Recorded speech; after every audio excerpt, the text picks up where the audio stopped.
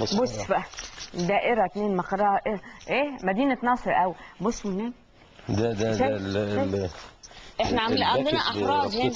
بص يا دكتور بص النبي شوف قد ايه كله ده من دايرة واحدة. ايوه هبوظ لنا الحرص. لا طلع ده ما نشوف ده ايه. لا ده ممكن تكون اوراق غير متعلم عليها. دي غير متعلم عليها. متعلم مش متعلم. دي لسه هيتعلم عليها. دي اوراق بس مكونها خرجت خارج اللجان. خرجت بس مختومه اهي في ظهرها. مختومه.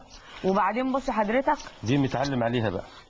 بعضها نور وبعضها حريه وعداله وبعضها كتله. حزب مصر القومي متنوعه. ايوه انا عندي متنوعه برضه. مفيش اراده تزوير عند طرف على حساب الاطراف الاخرى. ده اهمال. في وفد اهو حزب الوفد. بس ده معناه ان الاصوات دي كلها اللي متعلم عليها دي اهو شي وفد.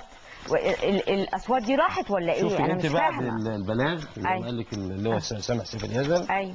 يفترض ان كل الذين رسبوا في هذه الدائره هم يرفعوا قضايا بناء على هذا البلاغ وتلك الاحراز ويطالبوا باعاده الانتخابات في هذه الدائره. ده مش ده كذا حته في الدائره واسعه قوي. ده فيها 5 دائره عمرو حمزاوي. لا حرام.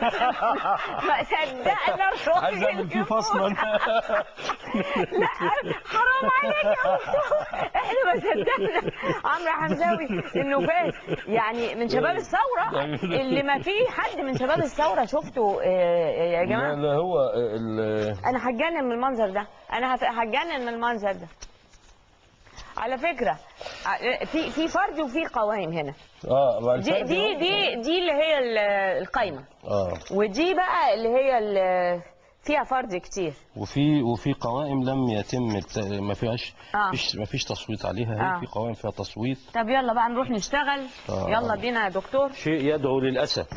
شيء مؤسف بشكل يعني انا مش مصدق